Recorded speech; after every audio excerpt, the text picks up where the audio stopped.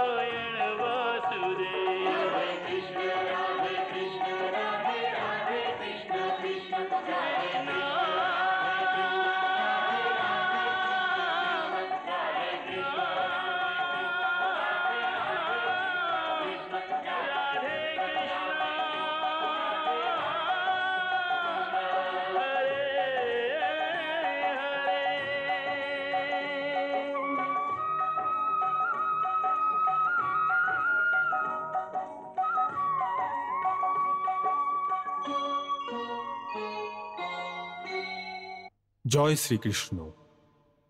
কর্মযোগে সবচেয়ে গুরুত্বপূর্ণ কথা যেটা শ্রীকৃষ্ণ বলেছেন ওটা হচ্ছে নিষ্কাম কর্মযোগের পদ্ধতি। নিষ্কাম কর্মযোগের ফর্মুলা এটাই যে ফলের ইচ্ছাকে অথবা ফলের আসক্তিকে ত্যাগ করে কর্ম শুধু এই জন্য করো যে ওই সময়ে ওটাই তোমার ধর্ম, তোমার কর্তব্য। শুনতে গেলে তো এই ফর্মুলা বড় সরল মনে হয়, কিন্তু এর অভ্যেস এত কঠিন, এত মুশকিল যে কোটি কোটি প্রাণীর মধ্যে কোনো এমন লোক পাওয়া যায় যে নিষ্কাম কর্মের কোষ্ঠী পাথরে উত্তীর্ণ। কিন্তু এটাও সত্যি নয় যে সংসারে কোনো লোকই এই পরীক্ষায় উত্তীর্ণ হয় না। আসলে ধর্মগ্রন্থেতেও এই জন্যই এই শিক্ষা দেওয়া হয় যে প্রাণী ওর উপরে আচরণ করুক, কারণ যদি প্রাণী ওর উপরে আচরণ না করে অথবা না করতে পারে তাহলে ওই ধর্মগ্রন্থের শিক্ষা কোনো কাজে আসবে না। সেই জন্য যেভাবে ভগবান বলেছেন যে ধর্ম প্রতিষ্ঠা করার জন্য প্রত্যেক যুগে স্বয়ং অবতার নিয়ে প্রকট হয়ে থাকেন, এইভাবে সময়ের ব্যবধানে প্রত্যেক দেশে এমন মহাপুরুষের জন্ম হয় যে নিজের প্রভাবশালী আচরণে ধর্ম নিয়মের পালন করে অন্য লোকেদের জন্য ধর্মের রাস্তা সহজ ও সরল করে দেন, আর সময়ের অন্তরালে মানব মূল্যের আদর্শ এবং মানব ধর্মের স্থাপনা করতে থাকেন। কালচার এবং ধর্মে এই পার্থক্য যে কালচার ও ধর্ম সংস্কৃতি দেশ ও কাল অনুযায়ী পরিবর্তিত হতে পারে, কিন্তু ধর্ম ওই সিদ্ধান্ত যা প্রত্যেক দেশ, প্রত্যেক কাল আর প্রত্যেক যুগে একই রকমই থাকে। আসলে ওই ধর্মই উপযুক্ত যে শুধু অতীতে না, বরং আমাদের আশেপাশে আজকের সামাজিক প্রসঙ্গেও আমাদের কাজে লাগতে পারে, আমাদের প্রেরিত করে, আমাদের পথ দেখায়। ওই ধর্মই অমর হয়। নিষ্কাম কর্মযোগের সিদ্ধান্তের অমর হওয়ার এটাই প্রমাণ যে যদি ত্রেতা যুগে ভরতের মতো অধিকারযুক্ত যোগী হতে পারে, তাহলে আমাদের আজকের সময়েও বড় বড় মহান নিষ্কাম কর্মযোগী হয়েছেন। মহাত্মা গান্ধী, লোকমান্য তিলক,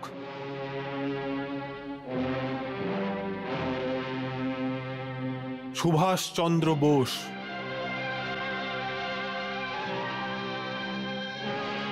অরবিন্দ ঘোষ, মাদার টেরেজা,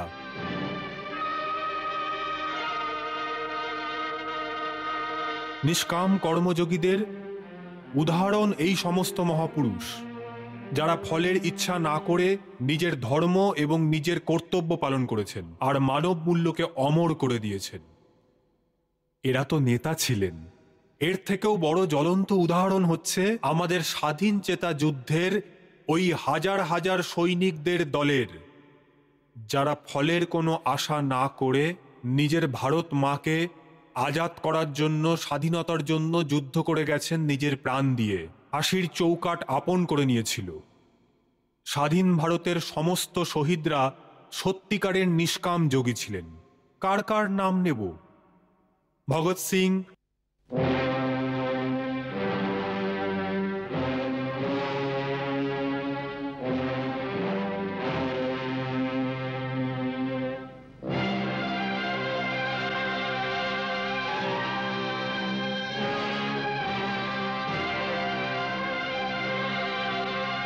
রাজগুরু,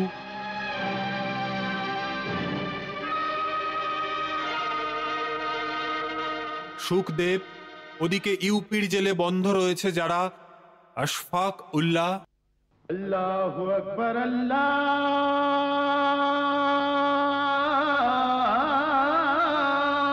আকবার, আল্লাহু আকবার, আল্লাহু আকবার।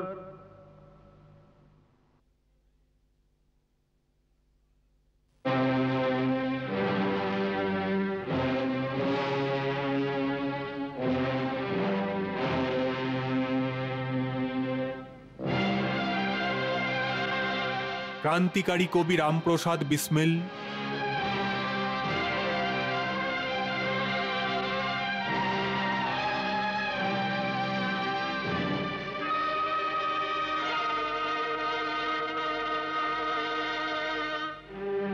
এরা সমস্ত ওই মহান আত্মা ছিল যারা দেশের স্বাধীনতায় মৃত্যুবরণ করা নিজের ধর্ম বলে মনে করেছিলেন এবং হাসতে হাসতে ফাঁসির কাটে ঝুলে পড়েছিলেন। নিষ্কাম কর্মযোগ আমাদের শিখিয়েছে যে ফলের ইচ্ছা না করে নিজের কর্ম করো। আসলে এরা ওই মহাপুরুষ ছিলেন যারা ফলের ইচ্ছা কি করে করতেন। ওনারা তো এটা ভালো করেই জানতেন যে ওনারা কোনো ফল পাবেন না, কোনো চেয়ার, কোনো পদবি পাবেন না। তা সত্ত্বেও এটা মনে করে যে দেশকে স্বাধীন করে নিজেদের প্রাণের আহুতি দেওয়া ওদের ধর্ম।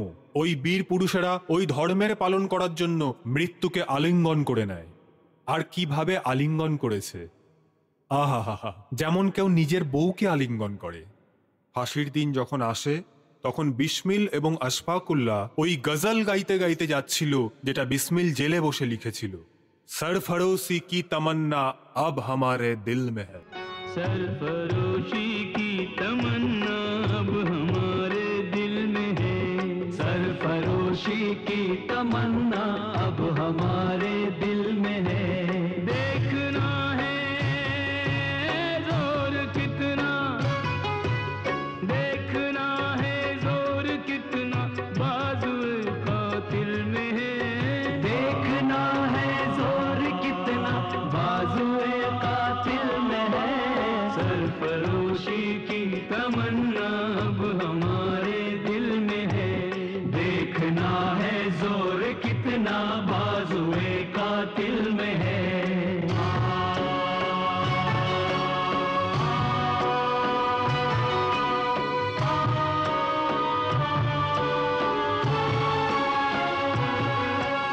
वक्त आने दे बता देंगे तुझे आसमां, वक्त आने दे बता देंगे तुझे आसमां।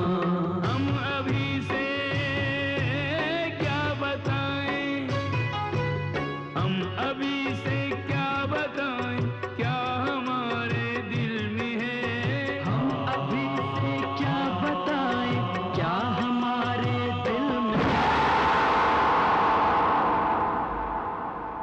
ওদিকে লাহোরের সেন্ট্রাল জেলে ফাঁসির দিকে যাওয়ার সময় ভগৎ সিং আর ওর বন্ধু রাজগুরু এবং সুখদেব পাঞ্জাবের বিখ্যাত লোকগীত এইভাবে গাইতে গাইতে যাচ্ছিল যে যেন কোনো মেলায় যাচ্ছে।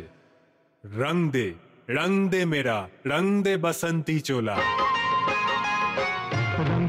रंग दे बसंती चोला, रंग दे रंग दे रंग दे रंग दे बसंती चोला। मायनी मेरा रंग दे बसंती चोला, मायनी मेरा रंग दे बसंती चोला। उस चोले को पहन के निकले, उस चोले को पहन के निकले हम मस्तों का टोला। रंग दे बसंती चोला, रंग दे बसंती चोला। मायनी मेरा रंग दे बसंती चोला, मायनी मेरा रंग दे बसंती चोला।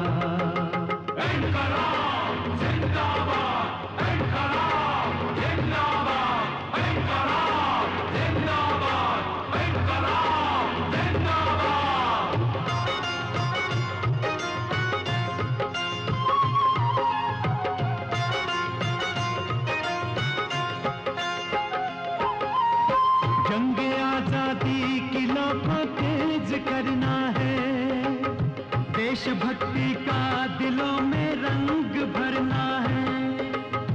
इम्तिहान की राह से हंसकर गुजरना है, अपना तो महबूब भारत उस पे मरना है, अपना तो महबूब भारत उस पे मरना है। मेरे हिंद का हर एक नौजवान, मेरे हिंद का हर एक नौजवान बन जाए आग का गोला। रंग दे बसंती चोला, रंग दे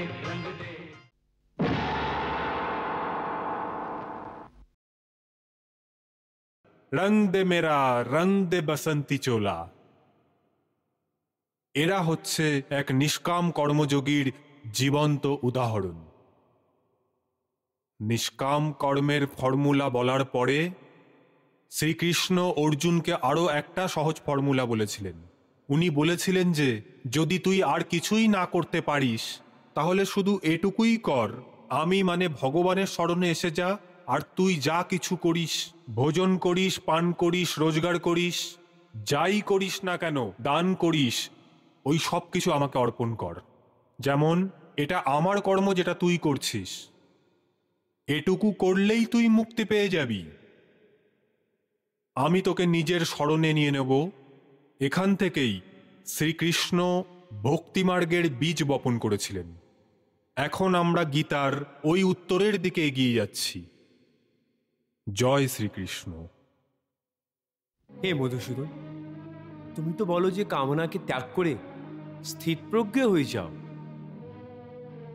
কিন্তু স্থিতপ্রজ্ঞ হওয়ার জন্য সবচেয়ে বেশি প্রয়োজন কিসের? স্থির বুদ্ধি। স্থির বুদ্ধি? কিন্তু মানুষ নিজের বুদ্ধিকে স্থির কি করে রাখতে পারে? আশা এবং নিরাশা দুটো থেকেই মুক্ত হয়ে বুদ্ধিকে স্থির করা যেতে পারে। বুদ্ধি স্থির হলে তাহলে ইন্দ্রিয়দের বিষয়ের বল ভেঙে যাবে। যদি কেউ কোনো ইন্দ্রিয়কে কেটে ফেলে দেয় তাহলে কি ওই ইন্দ্রিয়ের বিষয় নষ্ট হয়ে যাবে? না অর্জুন, যদি কোনো দুর্ঘটনায় কারোর চোখ অন্ধ হয়ে যায় তাহলে এটা প্রয়োজন নয় যে ওর চোখ রোগের কল্পনা করাই বন্ধ করে দিক। চোখ না হওয়া সত্ত্বেও ওর মন এমন এমন দৃশ্যের কল্পনা করতে পারে যা ওকে বিষয়ের মোহতে ফাঁসিয়ে নিয়ে চলে যায়। পার্থ, একজন অন্ধ মানুষ ভাগিবানের স্বরূপেরও কল্পনা করতে পারে।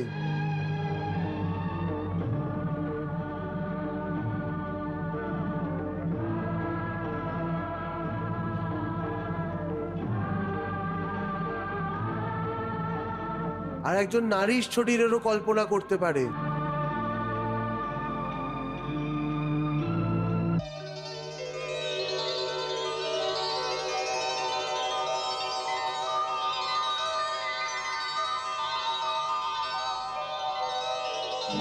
সুতরাং কোনো ইন্দ্রিয়ের হওয়া না হওয়াতে মনের বাসনা এবং আসক্তিতে প্রভাব পড়ে না।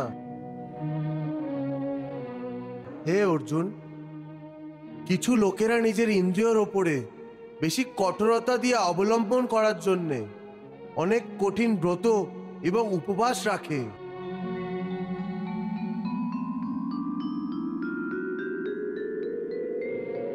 কয়েক দিন পর্যন্ত খাওয়া ছেড়ে দেয়। তা সত্ত্বেও যদি ওর মন ভিন্ন ভিন্ন ধরনের সুস্বাদু ভোজনের ওপরেই পড়ে থাকে, তাহলে জিদের সঙ্গে করা এই ব্রত এবং উপবাসের কি লাভ হয়?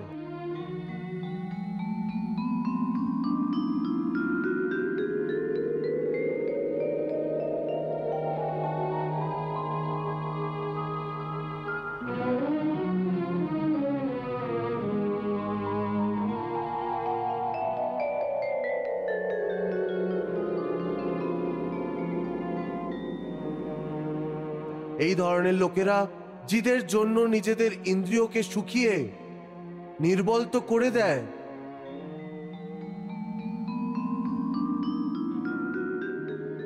কিন্তু এটা করলে বিষয়ের আসক্তির ত্যাগ হতে পারে না।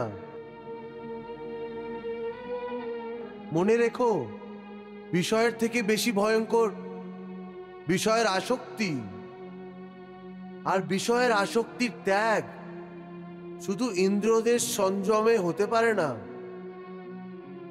আসক্তির ত্যাগ শুধু মনের সংযমে হয়। যখন মন অধিকার মুক্ত হয়ে যায়, তখন ইন্দ্রিয়গুলি নিজের নিজের বিষয়কে ভোগ করেও এই বিষয়ের থেকে অধিকার মুক্ত থাকে। যেমন কমলের ফুল জলের মধ্যে থেকেও শুকনোই থাকে, জলের একটি ফোঁটাও ওর পাপড়িতে দাঁড়াতে পারে না। সেই জন্য আমি বলেছি যে প্রথমে জ্ঞানের দ্বারা বুদ্ধিকে স্থির করো। বুদ্ধি মনকে স্থিরতা দেবে, তারপর মন ইন্দ্রিয়গুলিকে এইভাবে টেনে নেবে, যেইভাবে একটি কচ্ছপ ভয়ের বিন্দু মাত্র সংকেত পেয়েই নিজের ডিমকে নিজের ভেতরে সমাহিত করে নেয়।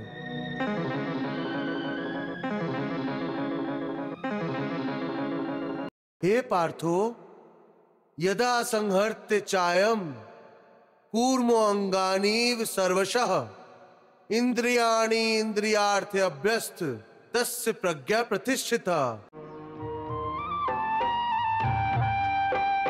कछुआ चारों ओर से अपने अंग समेट के बैठे जैसे,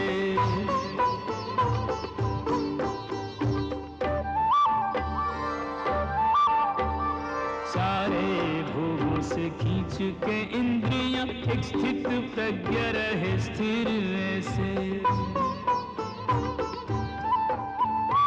इंद्रियां जिसके वश में रहे,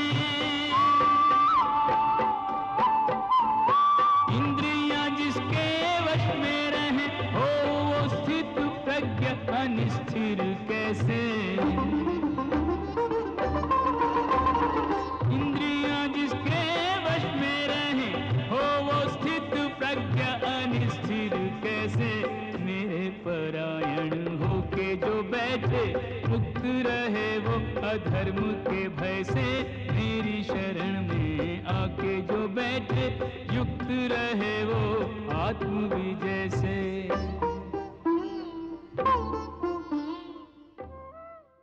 হে অর্জুন, যে ভোগ বিলাসের ভক্ত হয় ও ভগবানের ভক্ত কি করে হতে পারে? এই ধরনের মানুষ যে বাইরে থেকে ভক্তির প্রদর্শন করে, কিন্তু মন থেকে বিষয়ের চিন্তা এবং ওর আসক্তিতে মগ্ন থাকে, ওরা ভক্তির শুধু ঢং করে।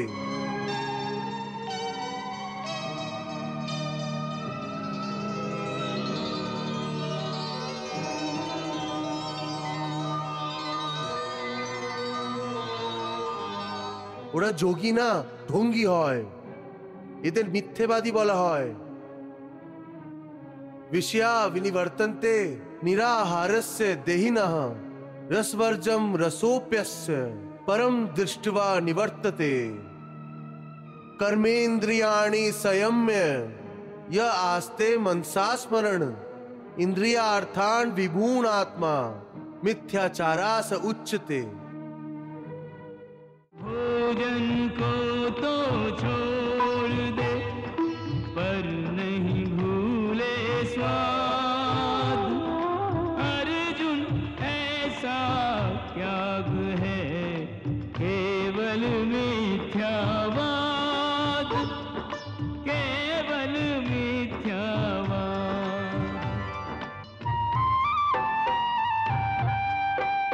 इंद्रियों को हठ पूर्वक रोके, विषयों से मन को न हटाए।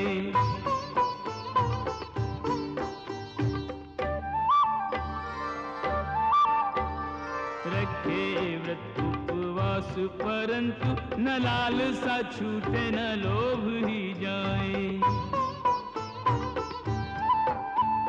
मन में कुछ आचरण में कुछ है, मन में कुछ आचरण में कुछ है, दोनों का नहीं मेल मिलाए। मन में कुछ आचरण में कुछ है, दोनों का नहीं मेल मिलाए। ऐसा मूढ़मति अज्ञानी मिथ्याचारी दंभी कहाए। ऐसा मूढ़मति अज्ञानी मिथ्याचारी दंभी कहाए।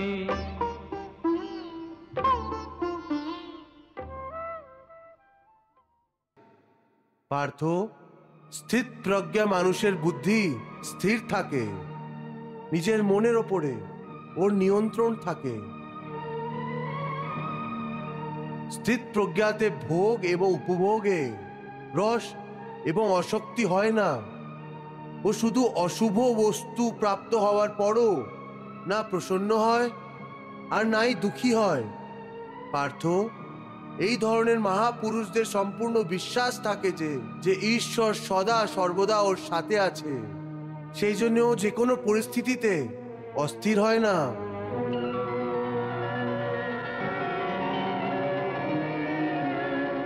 এটা বলা সোজা কেশব। সাধারণ মানুষের জন্য এই মানসিক পরিস্থিতিতে পৌঁছানো অনেক কঠিন।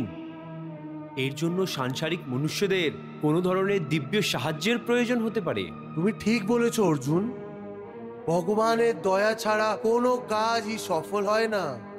সেই জন্য মানুষকে নিজের পুরুষার্থের সাথে সাথে প্রভুর ভক্তিরও আশ্রয় নেওয়া উচিত। এ অর্জুন, ভগবানের ভক্তি করলে মন সাত্বিক হয়ে যায় আর বিষয়ের আসক্তি সম্পূর্ণভাবে শেষ হয়ে যায়। আর যদি আসক্তির নষ্ট না হয় তাহলে? আসক্তি নষ্ট না হলে মানুষের সর্বনাশ হয়ে যাবে। সর্বনাশ? হ্যাঁ পার্থ, সর্বনাশ। হে অর্জুন, আসক্তির জন্য প্রত্যেকটি মানুষ যে কোনো বিষয়ের আকর্ষণ এবং মোহতে ফেসে গিয়ে শুয়ে জেগে সমানে ওর চিন্তাই করে যায়।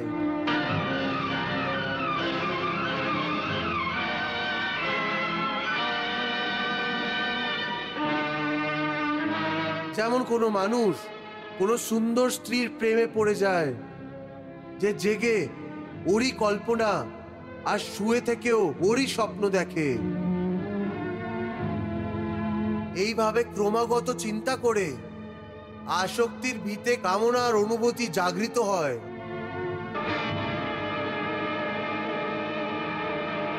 কামনা এবং বাসনাতে সামান্য বাধা সৃষ্টি হতেই ক্রোধের আগমন হয়ে যায়।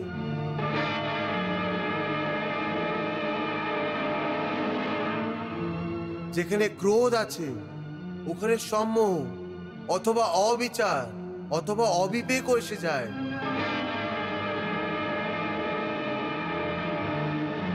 যেইভাবে প্রচন্ড বাতাসের ঝড়ে প্রদীপের প্রকাশ বুঝে যায়,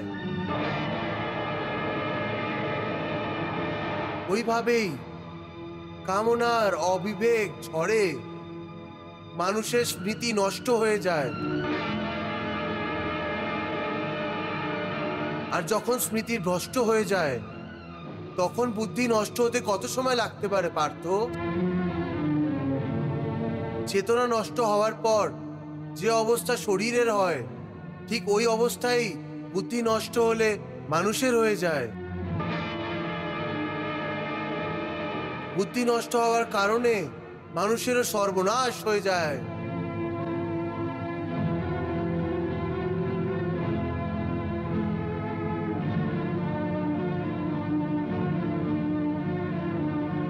ध्यायतो विषयान् पुंसः संगस्तेष उपजायते संगात संजायते कामः कामात् क्रोधा अभिजायते क्रोधात् भवति सम्मोहः सम्मोहात् स्मृतिविभ्रमः स्मृतिभ्रंशात् बुद्धिनाश बुद्धिनाशात् प्रणश्यति। विषयों के ध्यान से आसक्ति जन्मे, आसक्ति काम की अग्नि जगाए।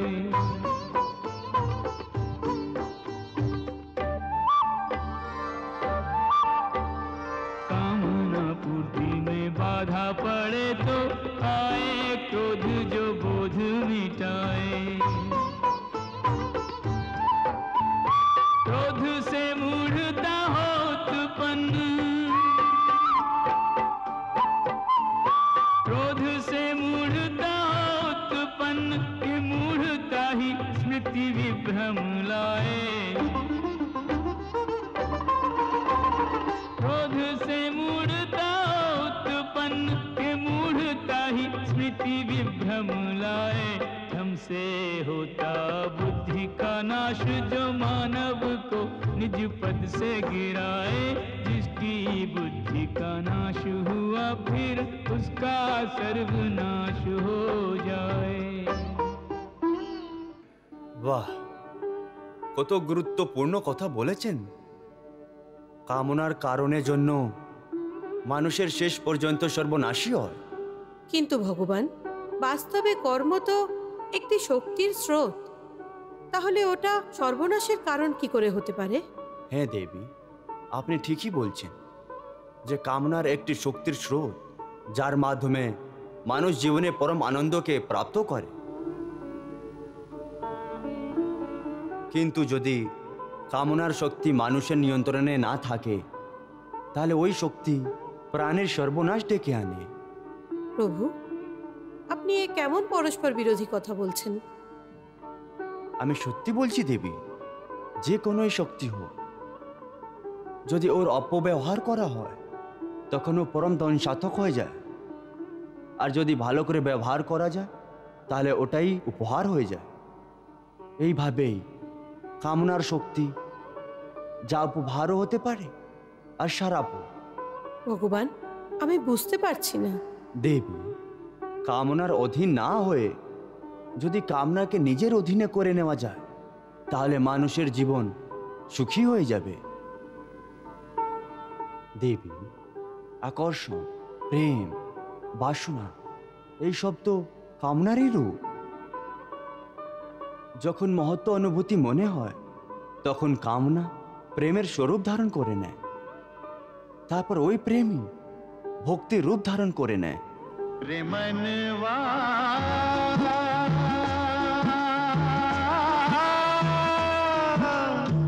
प्रेम जगत का सार, प्रेमनवा प्रेम जगत का सार। কিন্তু যখন কামনার অধীন মানুষ এসে যায় তখন এই কামনাই বাসনায় পরিবর্তিত হয়ে যায় আর মানুষকে পশু বানিয়ে দেয়।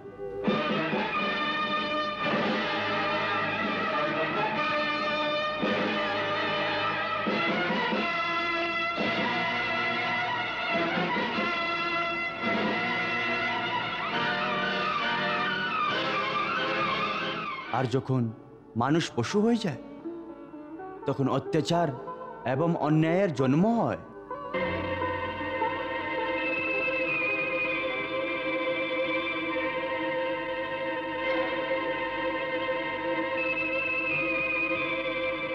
তখন কামনার মতো শক্তি মানুষের জন্য একটি শারাপ হয়ে দাঁড়ায়।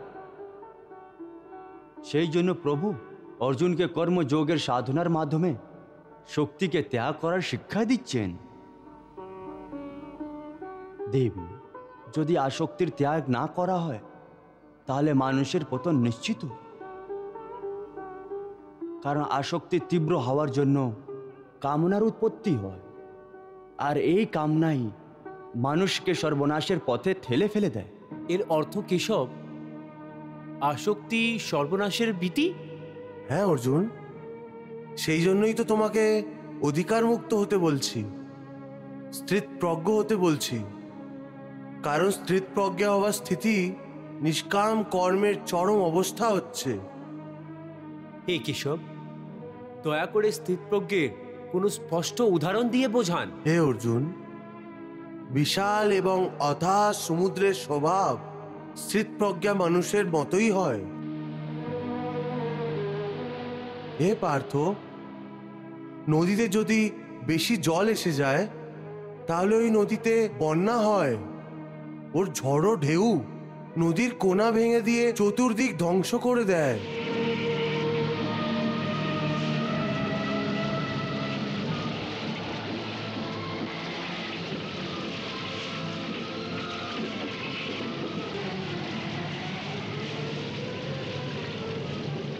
এই অবস্থা একটি ছোট মনের ব্যক্তির হয়।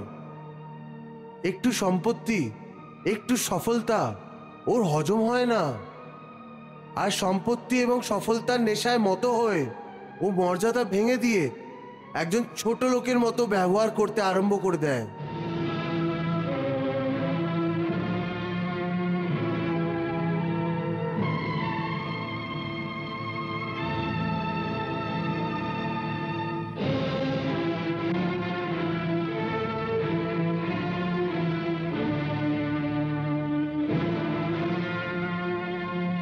কিন্তু স্থিতপ্রজ্ঞা মানুষ একটি সমুদ্রের মতো হয়, যার মধ্যে চতুর্দিক থেকে নদীর জল ক্রমাগত জমা হতে থাকে।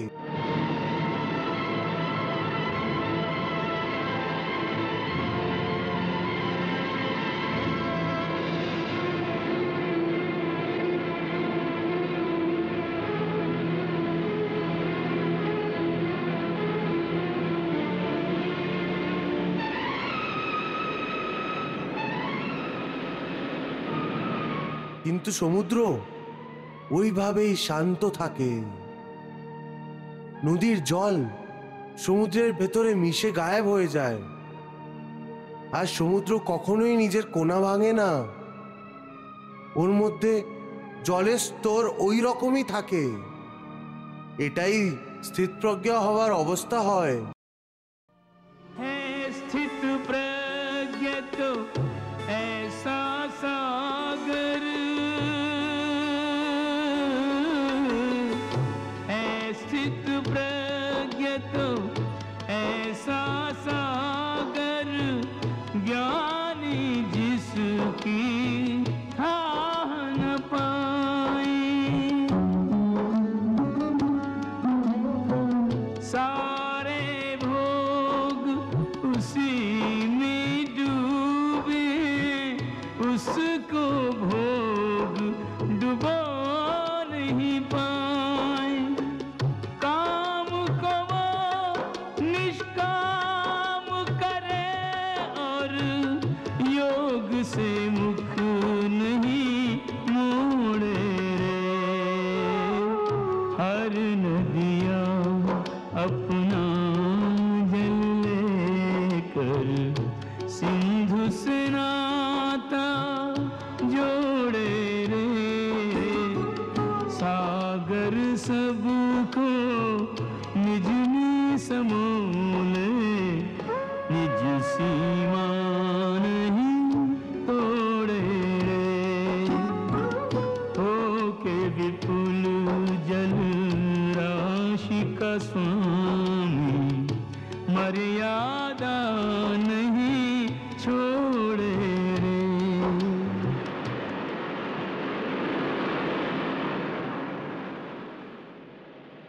এইভাবেই সমস্ত রকমের ভোগ স্থিতপ্রজ্ঞা মানুষের মধ্যে যে কোনো রকমের বিকার উৎপন্ন করাতে অসমর্থ হয়ে ওর মধ্যেই সমাহিত হয়ে যায়।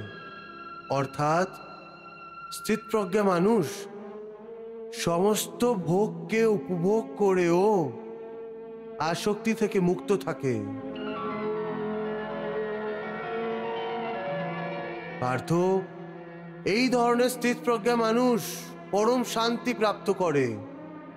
এই ধরনের স্থিতপ্রজ্ঞা মানুষই দেশের কল্যাণ করে, লোক কল্যাণ করে। আর সামান্য মানুষ তো ভোগের পদার্থর পেছনে দৌড়ে গিয়ে নিজের জীবন লীলা শেষ করে দেয়। কিন্তু স্থিতপ্রজ্ঞা মানুষ জীবনের যাত্রা জনকল্যাণের উদ্দেশ্য নিয়ে এগিয়ে যায়।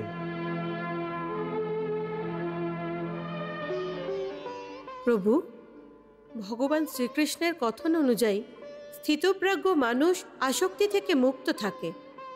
কিন্তু যখন কোনো মানুষ সংসারে থেকে সংসারকে ভোগ করতে থাকে, তাহলে যারা দেখবে তারা তো ওকে ভোগই বলবে, তাই না? হ্যাঁ দেবী, স্থিত প্রাজ্ঞ মানুষের এই চিন্তা একদম হয় না।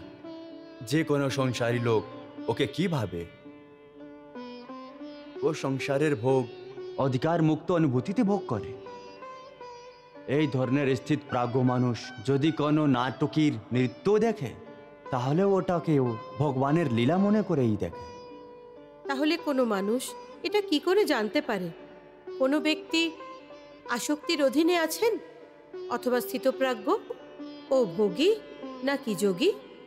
দেবী, যেমন চন্দ্রমার আসল রূপ রাত্রিবেলার অন্ধকারে দেখা যায়, ঠিক ওইভাবেই একজন আসল যোগীর প্রকাশ রাত্রিবেলার অন্ধকারেই প্রকট হয়।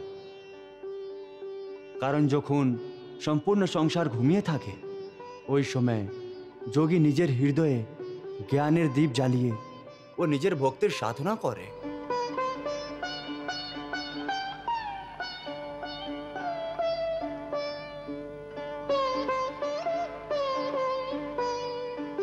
পার্থ, সামান্য মানুষ রাত্রিতে অন্ধকার হওয়ার সাথে শুয়ে পড়ে এবং সূর্য উদয় হওয়ার সাথেই জেগে যায়। কিন্তু যোগীর দৃষ্টিতে দেহ শোয়া জাগা গুরুত্বপূর্ণ না।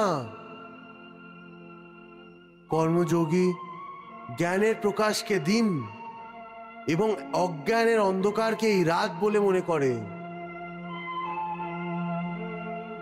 পার্থ, ঋষিদের সম্বন্ধে অজ্ঞান রাত্রিবেলার অন্ধকার মতো হয়।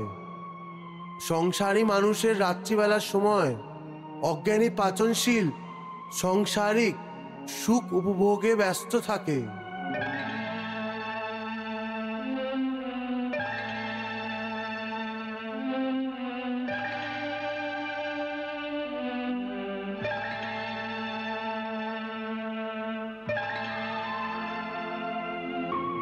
জ্ঞানী এবং যোগী জেগে থাকে এবং পরমাত্মার চিন্তন করতে থাকে। या निशा सर्वभूतानां तस्यां जागर्ति संयमी यस्यां जागृति भूतानि सा निशा पश्यतो मुने।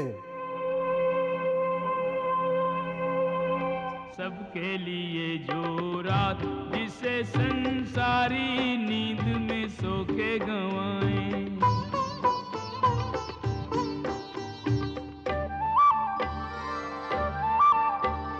जोगी जन उस रात में जागे, ध्यान धरें और अलख जगाएं। एक ही रात को भोगी जोगी, एक ही रात को भोगी जोगी अपने अपने ढंग से बिताएं। एक ही रात को भोगी जोगी अपने अपने ढंग से बिताएं।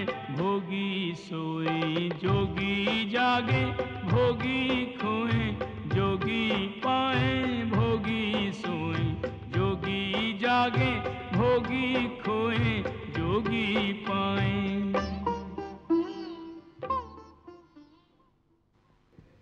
वाह प्रभु वाह। बहती रही गीता की गंगा, कर्म की धारा, भक्ति की धारा। अर्जुन के संग उस गंगा में करता रहा स्नान जग सारा।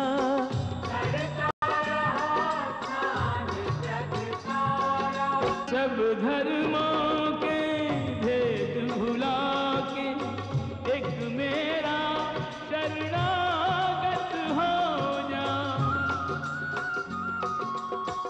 मैं हर पाप से मुक्ति दूंगा, शोक न कर मेरी भक्ति में खो जा। शोक न कर मेरी भक्ति में खो जा। धर्म अधर्म के भेदों से न्यारे अमर है गीता की बोल सारे। हे नाथ नारायण वासुदेव, श्री कृष्ण गोविंद हरे मुरारे।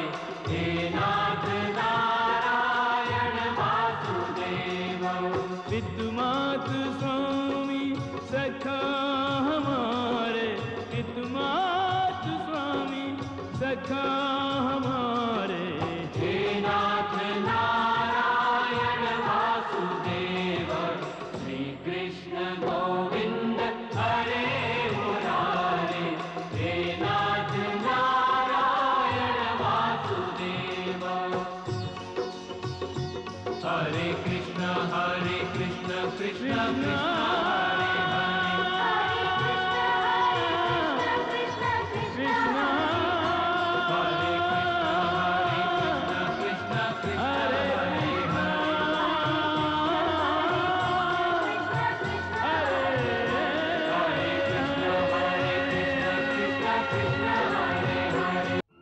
या निशा सर्वभूतानां तस्यां जागर्ति संयमी, यस्यां जागृति भूतानि सा निशा पश्यतो मुनेः।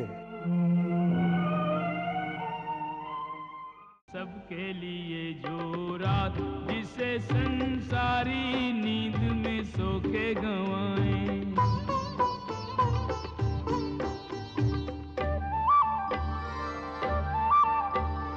जोगी जन उस रात में जागे, ध्यान धरें और अलख जगाएं। एक ही रात को भोगी जोगी, एक ही रात को भोगी जोगी अपने अपने ढंग से बिताएं। एक ही रात को भोगी जोगी अपने अपने ढंग से बिताएं।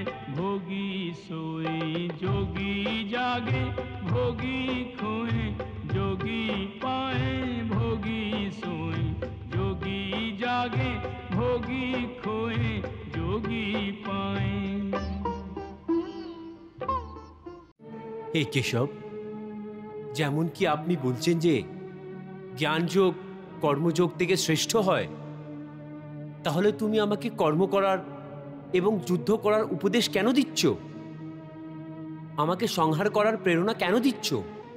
পার্থ, আমি এটা তো বলিনি যে জ্ঞানযোগ কর্মযোগ থেকে শ্রেষ্ঠ। আমার বলার অর্থ এটা ছিল না। আসলে তুমি ভুল বুঝেছ। হে পার্থ, যেমন সাধারণ দৃষ্টি দিয়ে দেখার পর একই নগরে দুটো আসার রাস্তা দেখা যায়, একটি পূর্ব দিক থেকে আসছে আর অন্যটি দক্ষিণ দিক থেকে।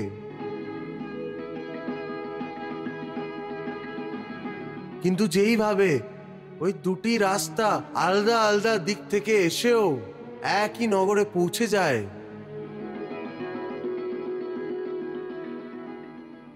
ঠিক ওইভাবেই জ্ঞানযোগ আর কর্মযোগ দুটো আলাদা আলাদা সাধনা, কিন্তু ওর লক্ষ্য একই।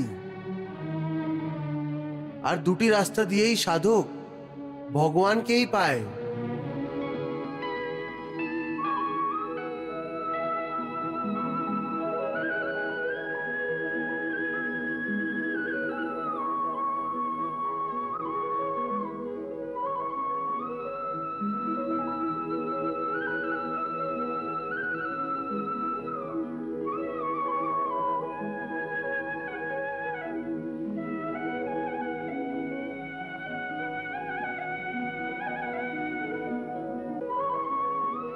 সেই জন্য দুটো যোগই উত্তম, কিন্তু জ্ঞানের ওপরে ভিত্তি সংখ্যা যোগের সাধনা কঠিন হয়।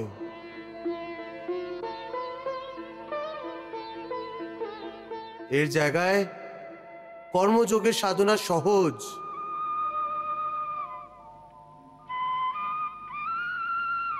হে অর্জুন, আমি পূর্বকালেও এই লোকে নিবাসীদের জন্য দু ধরনের নিষ্ঠার কথা বলেছিলাম, জ্ঞানীদের জন্য অথবা সন্ন্যাসীদের জন্য জ্ঞান যোগের, আর যোগীদের অর্থাৎ কর্মযোগীদের জন্য কর্মযোগের। এই দুটো রাস্তাই ভগবানের কাছে পৌঁছে দেয়।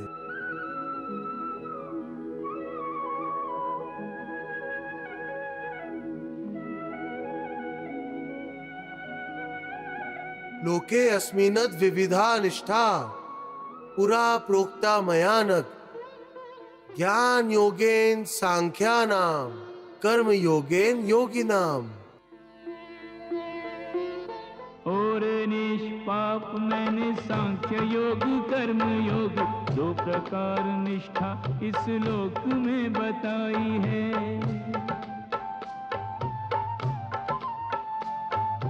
सांख्य योगियों की निष्ठा का आधार ज्ञान योग, निष्ठा योगियों ने कर्म योग ही से पाई है।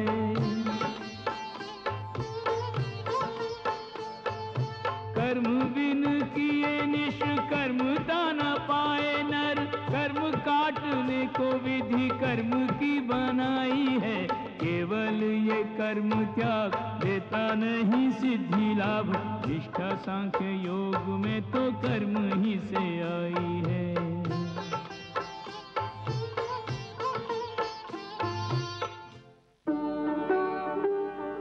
হে মহাদেব, প্রভু এটাই বলছেন যে সন্ন্যাস যোগী হোক অথবা কর্মযোগী হোক, দুটো পরিস্থিতিতেই প্রাণী কর্ম থেকে পালাতে পারে না।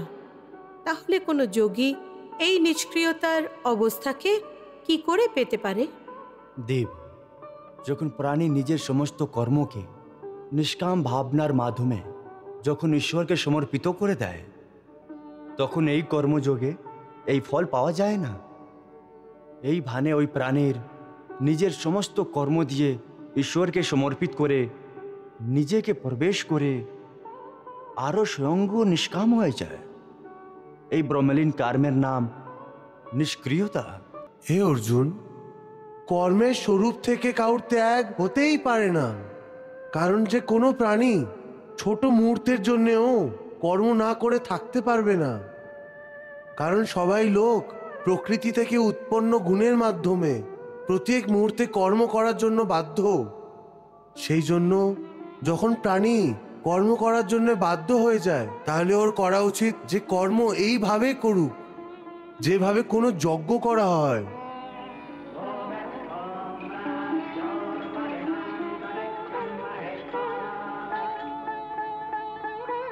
যজ্ঞ? হ্যাঁ পার্থ, যজ্ঞ যজ্ঞ লোক কল্যাণের জন্যও করা হয়, আর ভগবানের আরাধনার জন্যও। সেই জন্য যখন কর্ম করতেই হবে, তাহলে তুমি তোমার সমস্ত কর্ম হয়তো লোক কল্যাণের জন্য করো অথবা আমার জন্য করো। এটা করলে তোমার কর্ম একটি যজ্ঞের সমান পবিত্র, কল্যাণকারী এবং দিব্য হয়ে যাবে। সেই জন্য কর্মকে যজ্ঞ মনে করে করে যাও, তাহলে তুমি কর্মবন্ধন থেকে মুক্ত থাকবে। কারণ হে পার্থ, এই জ্ঞানের অবস্থায় যে কর্ম করা হয়, ওকে ছেড়ে বাকি সব ধরনের কর্মের বন্ধন মানুষকে বেঁধে নেয়। यज्ञार्थात् कर्मणो अन्यत्र लोकोऽयं कर्म बन्धनः तदर्थं कर्म कौन्तेय मुक्त संगाः समाच। कर्म भूमि पर कर्म का है विधान अनिवार्य, कर्म यज्ञ की भांति कर हे अर्जुन हे आर्य, हे अर्जुन हे आर्य।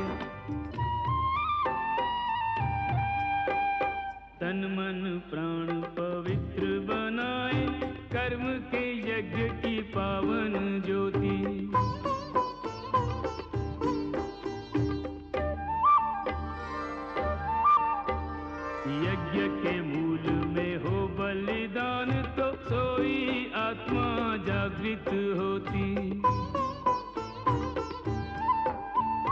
यज्ञव्रती को त्यागने पड़ते, यज्ञव्रती को त्यागने पड़ते अभिलाषाओं के झूठे मोती।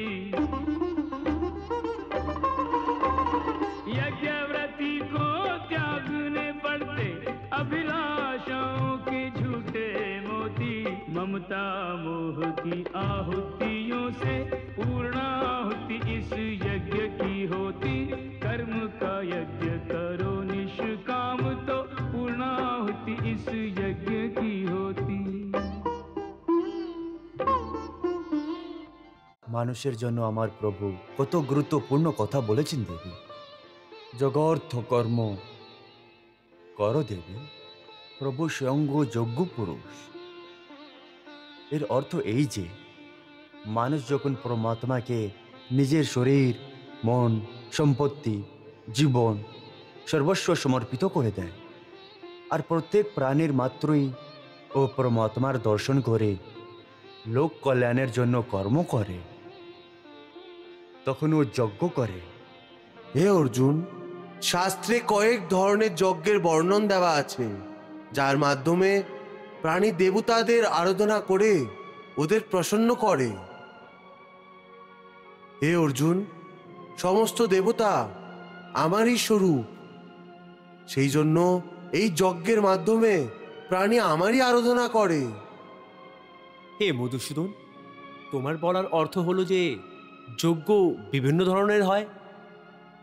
দয়া করে আমাকে ওই সমস্ত কিছুর ব্যাখ্যা করুন। পার্থ, প্রথমে এটা বুঝে নাও যে যজ্ঞ কাকে বলে।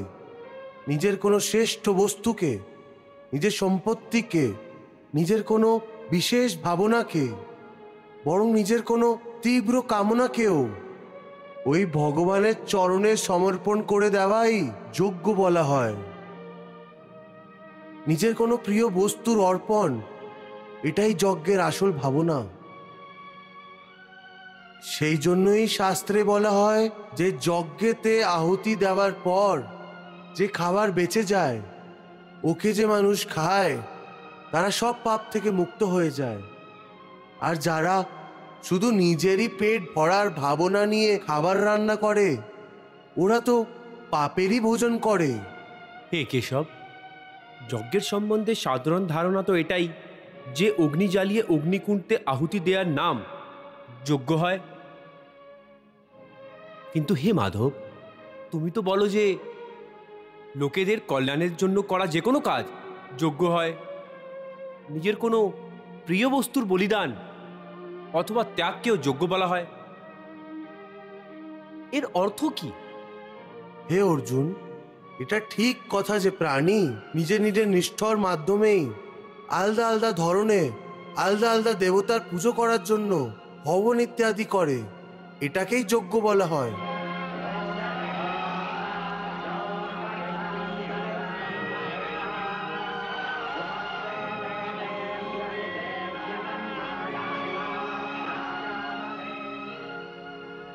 আর কিছু লোকেরা পরম জ্ঞানী হয়, ওরা নিজের সম্পত্তি ইত্যাদির দান করে, ওটাও যজ্ঞ। ওকে দ্রব্যযজ্ঞ বলা হয়।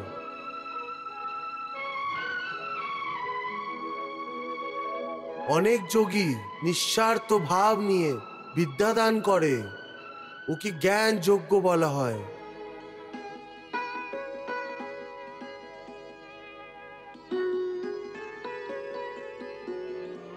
এইগুলি ছাড়া অষ্টাঙ্গ যোগ সাধনারও কিছু এমন যৌগিক ক্রিয়াও আছে, যার মাধ্যমে কয়েকজন যোগী পুরুষ আধ্যাত্মিক সিদ্ধির জন্য প্রাণায়ামের ক্রিয়ার ওপরে ভিত্তি করে প্রাণযজ্ঞ করে।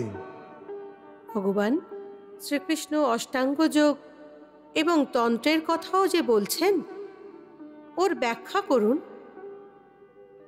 দেবী, অষ্টাঙ্গ যোগ এক ধরনের দিব্য চিকিৎসা, যার মাধ্যমে মানব সমস্ত রোগ থেকে মুক্তি পায়। শরীর রোগ হোক অথবা মানসিক রোগ অথবা আধ্যাত্মিক গ্রন্থি হোক, সমস্ত চিকিৎসার সাধন যোগ শাস্ত্রে লেখা আছে। এই সাধনে প্রাণায়াম, তন্ত্র, মন্ত্র আর যন্ত্র গুরুত্বপূর্ণ। এই প্রাণায়ামের ক্রিয়ার ওপর ভিত্তি করার যোগ্য কি করে হয় কেশব? হে অর্জুন, যোগীরা মন্ত্র এবং তন্ত্র দু ধরনের সাধন পদ্ধতির মাধ্যমে কখনো আপ্রাণ বায়ুতে প্রাণবায়ুর সঞ্চার করে আর কখনো প্রাণবায়ুতে অপ্রাণ বায়ুর সঞ্চার করে। আর কিছু যোগী গুপ্ত যোগ বিদ্যার মাধ্যমে প্রাণবায়ু এবং অপ্রাণ বায়ু দুটোরই গতিকে আটকিয়ে নিজের প্রাণেতেই সঞ্চার করে। ভগবান, প্রভু এই বিভিন্ন যজ্ঞের সম্বন্ধে জ্ঞান তো প্রদান করছেন, কিন্তু ভগবান, আমি প্রাণ এবং অপ্রাণ বায়ুর সম্বন্ধে আপনার থেকে আরও অধিক জানতে চাই। দেবী, যোগের ভাষায় প্রাণায়ামের সময় যে বায়ু বাইরে যায় অর্থাৎ দীর্ঘশ্বাস বায়ুকে প্রাণ বলা হয়।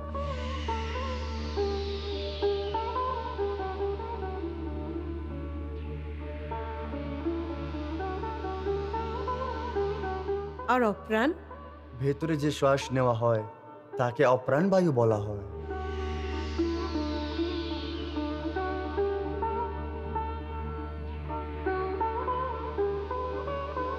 প্রাণায়ামও একটি যজ্ঞ দেবী। এই যজ্ঞের সময় অপ্রাণে অর্থাৎ ভেতরে যে শ্বাস নেওয়া হচ্ছে তাতে প্রাণে দীর্ঘ নিঃশ্বাস টানলে পুরক নামের প্রাণায়াম হয়ে যায়।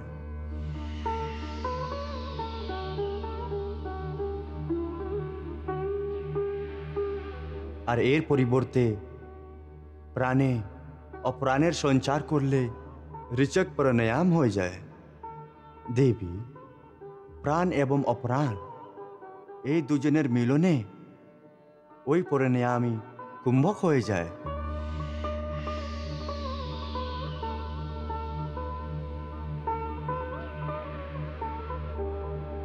দেবী, এছাড়া ব্যান, উদান এবং সমান এই তিনটেই বায়ু আছে। আর উদান বায়ু?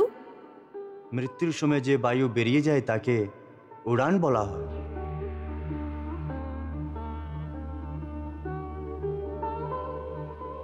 আর শরীরের সমস্ত ভাগে একই ধরনের রাস যে পৌঁছায় তাকে সমান বায়ু বলে।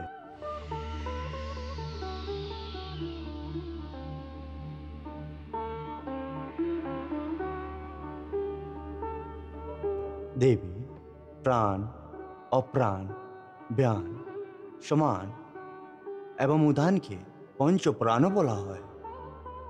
মনুষ্য শরীরে এই পঞ্চপ্রাণ কোথায় অবস্থিত থাকে ভগবান? দেবী, প্রাণ হৃদয়ে আছে।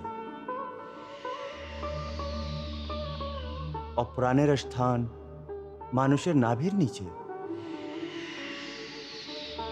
যাকে ভিত্তি বলা হয়। সমান বায়ু পেটে বিদ্যমান আর উদান বায়ু মানুষের গলায় আছে। আর ব্যান বায়ুর স্থান কোথায় হয়?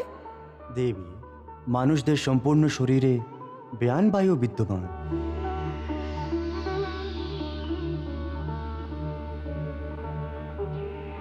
যোগ শাস্ত্র অনুযায়ী প্রাণায়াম রূপী যজ্ঞ করলে মানুষ লোক কল্যাণের জন্য কর্ম করে দীর্ঘায়ু প্রাপ্ত করতে পারে। এটা করলে শারীরিক এবং মানসিকভাবে লোকেরা সুস্থ থাকে। এটা করলে প্রাণী আধ্যাত্মিক চেতনা প্রাপ্ত করতে পারে। হে অর্জুন, এই ধরনের সাধনার প্রয়োগ করার আগে কোনো জ্ঞানী গুরুর থেকে ওর সম্পূর্ণ শিক্ষা প্রাপ্ত করা অত্যন্ত প্রয়োজন। ওর জন্য প্রাণীর উচিত এই যে অনেক বিনম্র হয়ে গুরুকে বারবার প্রার্থনা করুক, তাহলে এই গুরু প্রসন্ন হয়ে ওকে এই সমস্ত জ্ঞান প্রদান করবেন। গুরুর মার্গদর্শন না নিয়ে ওই পথে চললে অনেক ঝুঁকি আসতে পারে। হে মধুসূদন, তুমি অত্যন্ত উত্তম যজ্ঞের বর্ণনা করে দিয়েছ, কিন্তু এদের মধ্যে কিছু যজ্ঞ এমন আছে যে সমস্ত মানুষ করতে পারবে না। যেমন দ্রব্যযজ্ঞ কোনো সাধারণ ব্যক্তি করতে পারবে না। সেই জন্য হে কৃষ্ণ, লোকেদের কল্যাণের জন্য এটা বলো, সবচেয়ে শ্রেষ্ঠ যজ্ঞ কোনটা? হে পার্থ, দ্রব্যযজ্ঞ ছাড়া জ্ঞান যজ্ঞ অত্যন্ত শ্রেষ্ঠ। কারণ মানুষের সবচেয়ে বেশি কল্যাণ শুধু জ্ঞান যোগের শক্তি দিয়েই হতে পারে। জ্ঞান মানবকে ভালো মন্দ, পাপ পুণ্য, ধর্ম অধর্ম শিখাবার চেষ্টা করে। এমনকি জ্ঞানের মাধ্যমেই প্রাণী ভগবানের স্বরূপে ঠিক জ্ঞান প্রাপ্ত করতে সক্ষম হয়। হে পার্থ, জ্ঞান এমন একটি অগ্নি যার মধ্যে মানুষের সমস্ত দোষ, দম্ভ, অহংকার ইত্যাদি অবগুণ ভস্ম হয়ে যায়। সত্যি কথা তো এই ভক্তির উৎপত্তিও জ্ঞান থেকেই হয়। কি বললে? ভক্তির উৎপত্তিও জ্ঞান থেকেই হয়?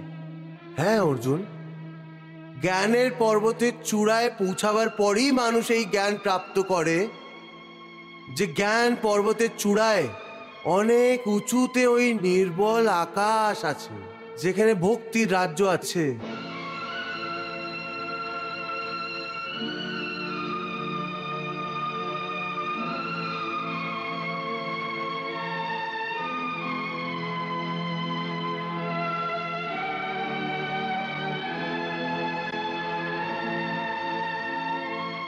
আর যখন প্রাণী ওই ভক্তির আকাশে পৌঁছে যায়, তখন প্রভু ওর হাত ধরে ওকে নিজের শ্রীচরণে নিয়ে যায়।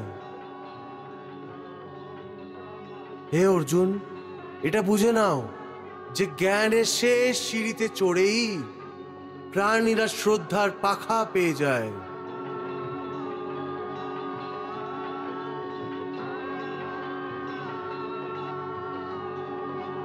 আর ওই শ্রদ্ধারূপী পাখার সাহায্যেই প্রাণী ভক্তির আকাশে উড়তে আরম্ভ করে দেয়।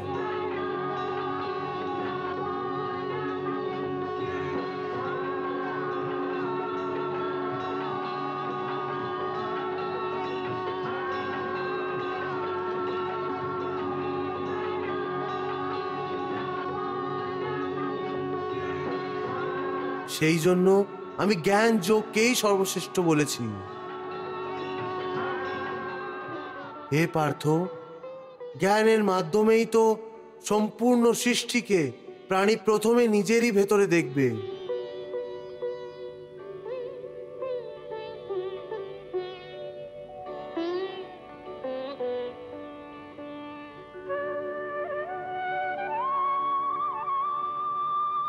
আর ওই সব কিছু তুমি আমার ভগবানের মধ্যেই ভালোভাবে দেখতে পাবে।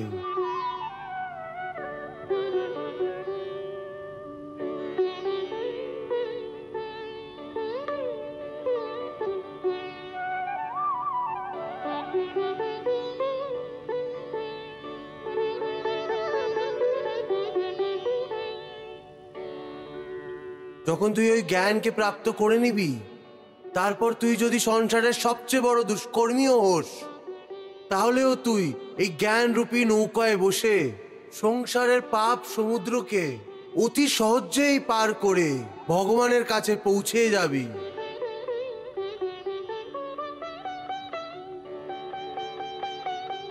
হে অর্জুন, আমি যেই যোগের শিক্ষা তোমাকে প্রদান করছি, সবচেয়ে প্রথমে কল্পের সময় আমি এই যোগই সূর্যকে বলেছিলাম।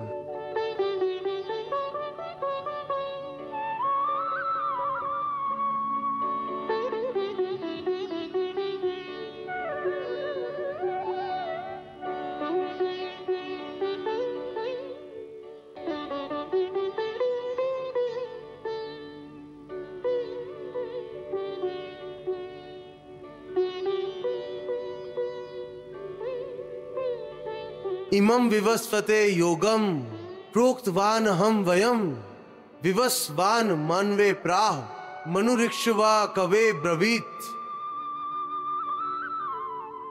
পার্থ, সূর্য এই যোগকে নিজের পুত্র মনুকে বলেছে।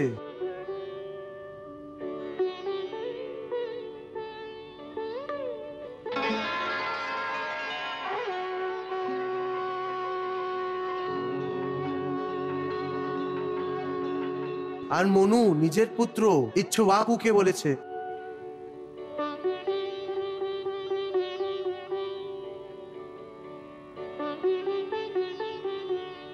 হে অর্জুন, এইভাবে উত্তরাধিকার থেকে প্রাপ্ত এই যোগকে রাজ ঋষিরা জানতে পারে।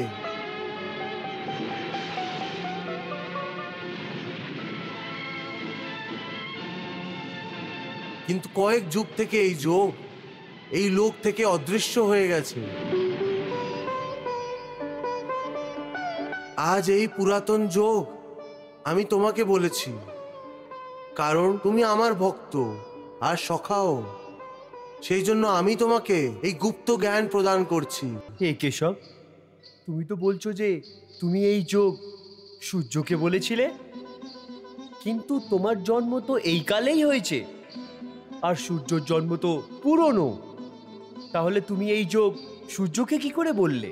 হে অর্জুন, এই মৃত্যু লোকে তোমার আর আমার অনেক জন্ম হয়ে গেছে, আর ভবিষ্যতেও হতে থাকবে। আমি অনেকবার এই মৃত্যু লোকে অবতরিত হয়েছি, কিন্তু তুমি অজ্ঞতার কারণে এই রহস্যকে জানতে পারোনি, আর আমি জ্ঞানের কারণেই জানি। কিন্তু হে অর্জুন, আমার জন্ম সাধারণ প্রাণীদের মতো হয় না। আমি আজেয় এবং অজন্মাও।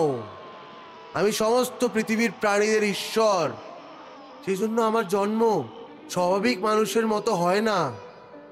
আমি প্রকৃতিকে অধীনে করে নিজের যোগ মায়ার মাধ্যমে প্রকট হই।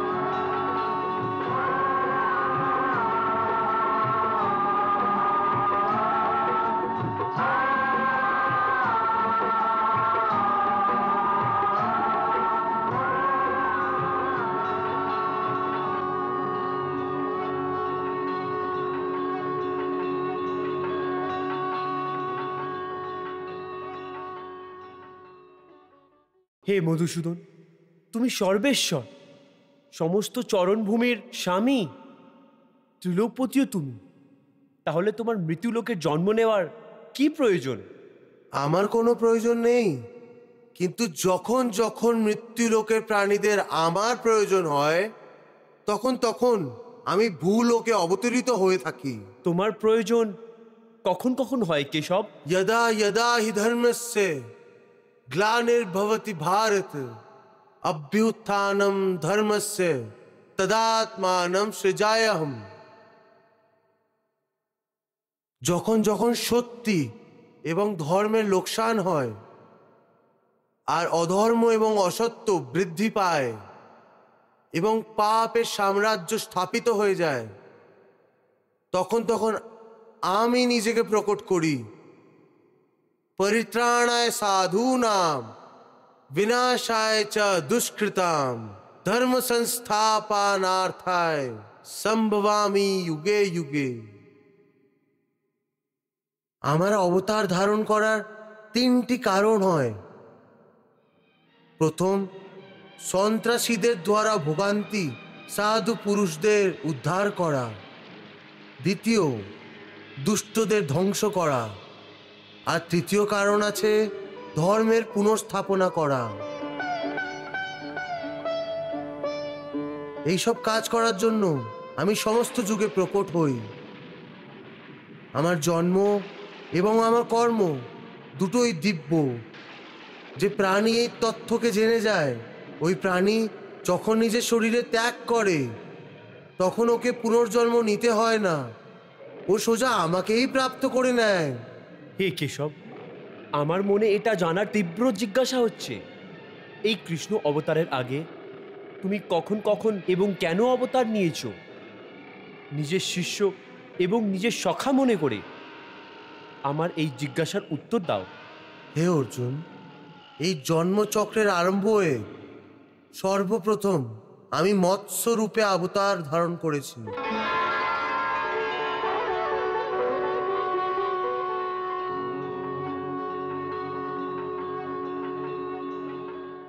ওই সময় আমি সপ্ত ঋষিদের নৌকোকে প্রলয়ের সমুদ্রেতে ডুবতে যেতে দেইনি, কারণ ওই ঋষিরা পুরাতন সংস্কৃতি এবং প্রথম সৃষ্টির বীজ নিয়ে নতুন চক্রে সবকিছুর উন্নয়ন করতে যাচ্ছিল।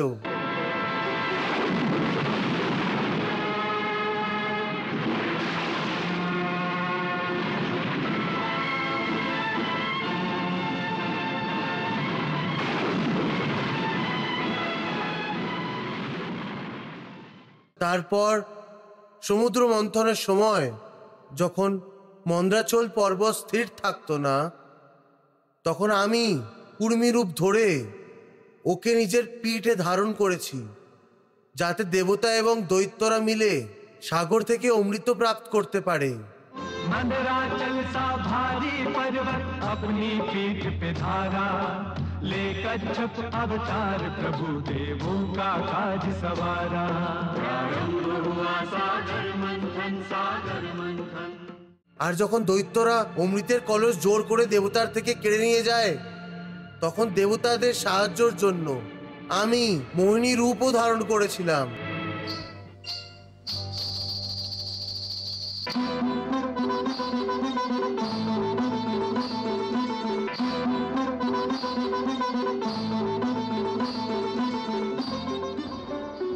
ওই সময়ে আমি রাহু দৈত্যকেও বধ করেছি।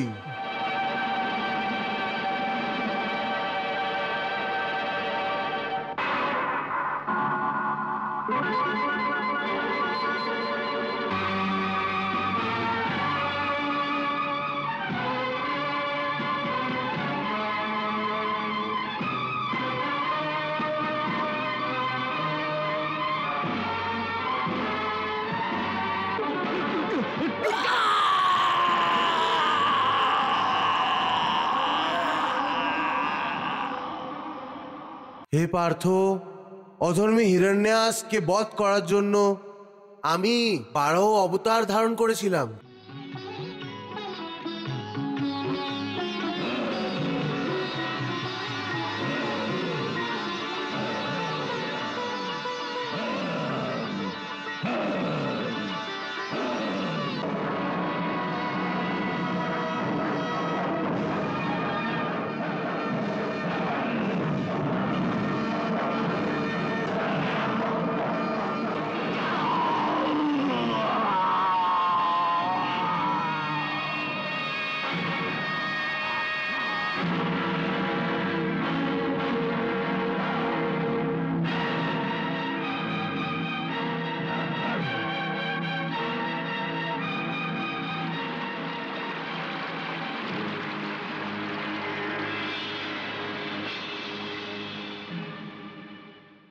আমি আমার পরম ভক্ত বালক প্রহ্লাদকে রক্ষা করার জন্য নরসিংহ অবতার ধারণ করেছিলাম।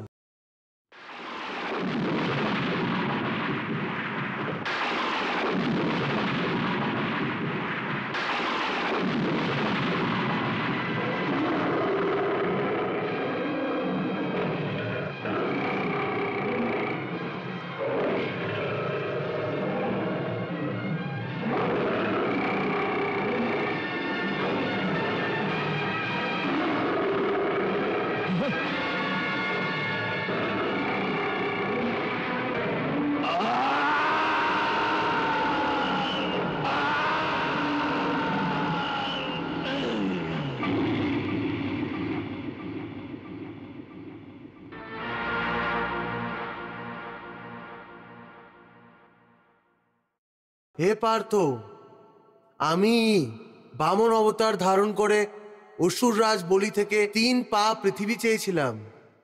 হে রাজন, আমাদের যজ্ঞশালার জন্য এতটুকু ভূমির আবশ্যকতা আছে, সুতরাং আপনি দয়া করে আমাকে ওইটুকুই ভূমি দিন, যাতে আমি নিজের পা দিয়ে 3 পা মাপ করে নিতে পারবো। তাহলেই আমি সন্তুষ্ট হয়ে যাব।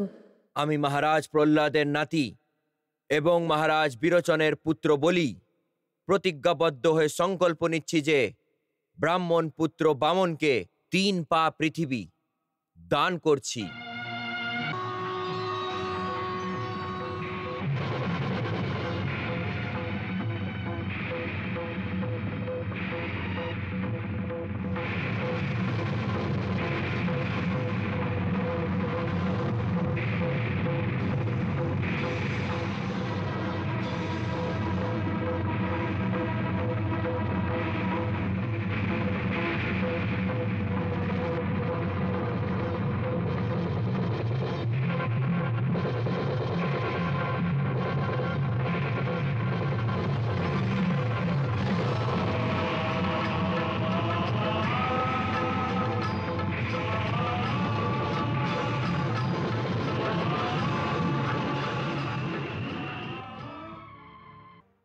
পায়ে তো আমি সম্পূর্ণ ত্রিলোকই মেপে নিয়েছি। প্রথম পায়ে ভূলোক আর দ্বিতীয় পায়ে স্বর্গলোক মেপে নিয়েছি। তৃতীয় পা রাখার জন্য তুমি আমাকে কোনো স্থানে দিতে পারবে না। আপনি আপনার তৃতীয় পা আমার মাথায় রাখুন।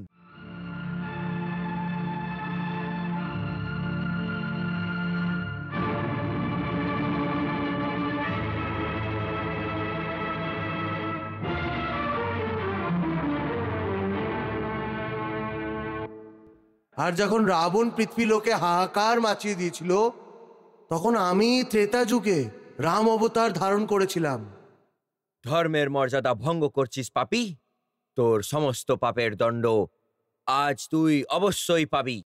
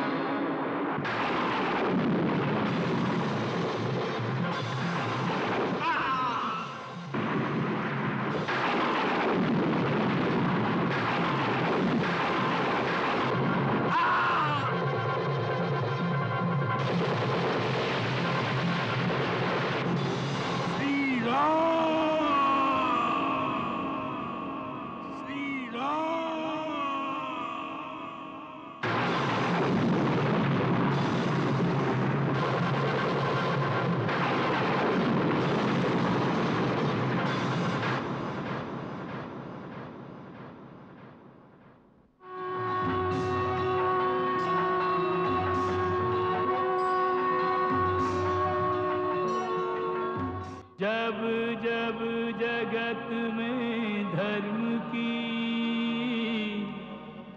हानि होती है भारत,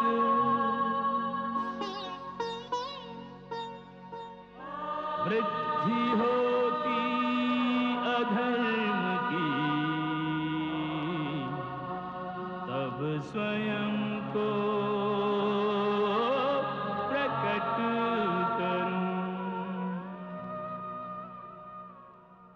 হে পার্থ, আমার এই দিব্য এবং ঐশ্বরিক স্বরূপে জ্ঞানী মানুষ জানেন আর আমার পরামর্শ অনুযায়ী যোগের আচরণ করে পরিত্রাণ প্রাপ্ত করে। বাহ প্রভু বাহ। बहती रही गीता की गंगा, कर्म की धारा भक्ति की धारा, अर्जुन के संग उस गंगा में करता रहा स्नान जग सारा,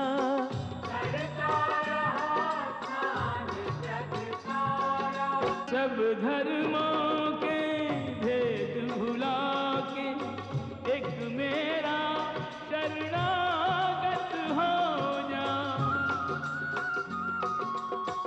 मैं हर पाप से मुक्ति दूंगा, शोक न कर मेरी भक्ति में खो जा, शोक न कर मेरी भक्ति में खो जा, धर्म अधर्म के भेदों से न्यारे अमर है गीता की बोल सारी, हे नाथ नारायण वासुदेव।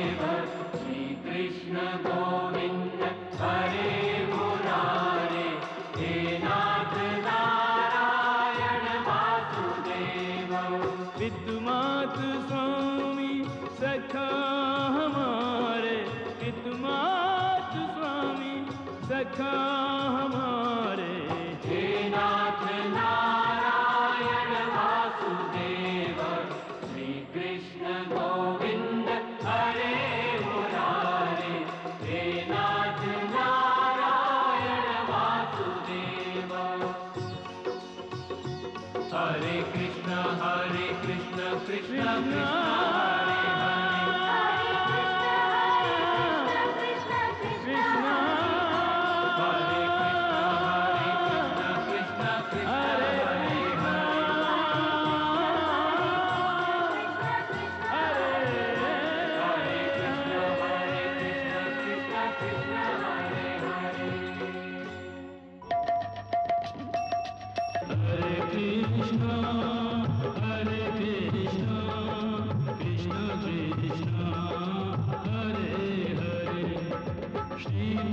Krishna